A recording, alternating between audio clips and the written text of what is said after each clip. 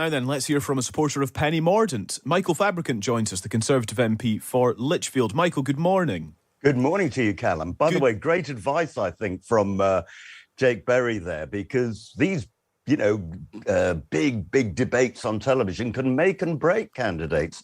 I mean, do you remember how back in 2010, suddenly Nick Clegg, Cleggomania, came out of nowhere simply because of the debates? Would you describe yourself as a Clegg maniac, Mr. Fabricant?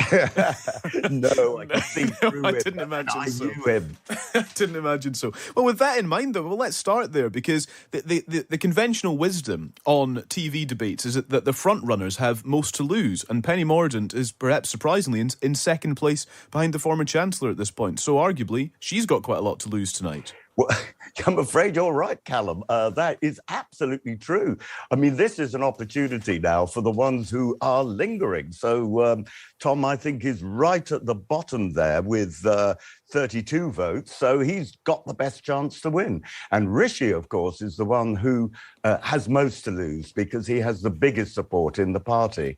I think the problem that Rishi faces is that, he's, if you like, slightly tainted. Is that the word to use? Maybe not. But he's too connected with the previous administration. So every time he says, I'm going to do something, people are going to say, well, you've been Chancellor of the Exchequer. Why didn't you do it? On that note, actually, we've been asking our listeners for questions for you and for the other supporters of the other candidates as well throughout our programme this morning. And Darren in Wiltshire texts to say, could you please ask Mr. Fabricant what credibility he thinks he lends to Penny Mordaunt's campaign after being a repeated and vociferous defender of the disgraced outgoing Prime Minister? Well, I don't think he was disgraceful. I still back Boris. I actually think that the history books will say that Boris Johnson not only got us out of Brexit, not only got us the first vaccine programme, but months ahead of every other country in the world provided arms to Ukraine. So on the big questions, he got them all right. So I think it's all a little bit unfair, this disgrace thing, because we could equally say that Beergate was a disgrace. Tainted. Didn't you? You just said that Rishi Sunak was tainted by his association with the Prime Minister.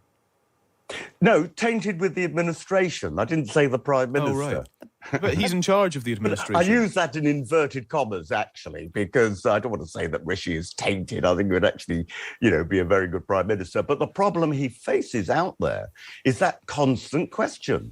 Well, if you're suggesting you would do X, Y, or Z, why haven't you done it already? You were the Chancellor. But he was the Chancellor to a Prime Minister who you defended, Mr. Fabricant. So I'm confused about why Rishi is tainted by the Prime Minister, but you are not. Well, maybe tainted is the wrong word then.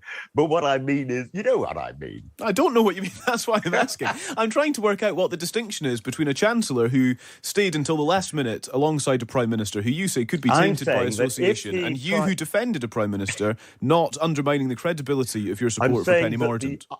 I'm not saying he's tainted. I'm saying we're getting into this big tainted thing here. I'm saying that his arguments will be tainted. Maybe that's a better way of putting it.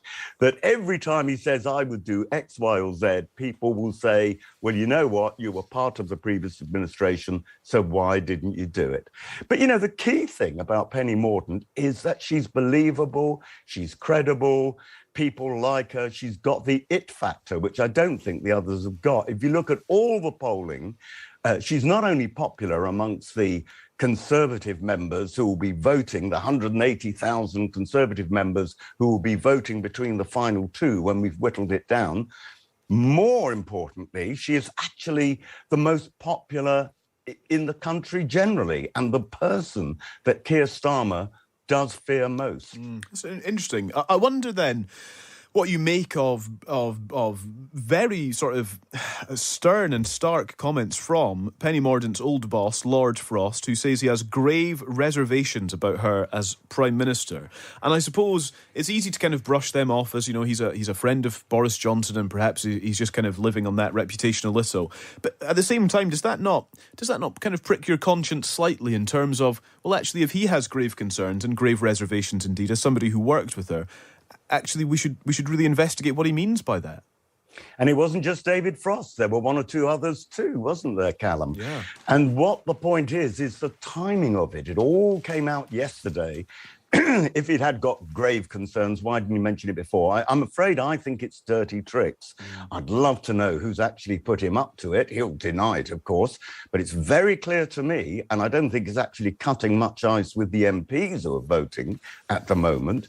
I think it's all very clear to me that some of the front runners are very, very worried about Penny Mordaunt. Interesting. Let me just put another topic that's really become really clear from our listeners in terms of what they want more information on. That's something we've been really considering this morning. And I have to say that the two big things that have come through from our listeners this morning are the cost of living crisis and the climate emergency as two areas where they feel really that they don't have enough information from any of the candidates, actually, Penny Mordaunt included, on what they will do if they become Prime Minister about the cost of living crisis and the climate emergency. Do you have clarity from Penny Mordaunt on these areas? Well, I certainly do on the cost of living crisis, in that, for example, she hasn't published her full manifesto yet, but she said already that she would reduce the cost of fuel at the pumps by halving VAT. I think that's actually very important. You see, Rishi took the view, and I keep picking on Rishi only because he is Chancellor of the Exchequer, or was Chancellor of the Exchequer. Rishi has allocated money to people, which I think is very, very important. And yesterday, people receiving £300 plus into their bank accounts who are, the people on benefits. And, we applaud all that. But actually, it doesn't help inflation because the prices at the petrol pump, the prices in restaurants and all the rest of it, and more importantly, in supermarkets, are still very high. Now, a few weekends ago, I was in France, and I was filling up my hire car with petrol, and I noticed on every single petrol pump, there was a sticker that said 15 cents in every litre has been reduced or given to you by the government of France. And I think we should be doing the same. And this is exactly what Penny Mordaunt is suggesting with reducing VAT. I think, by doing that, it reduces inflation. Sure. And it also helps the situation with people like the RMT who are on strike, who are saying, come on, we need more money because costs are going up. If we can reduce costs at the pump in the supermarket, that will be a major achievement.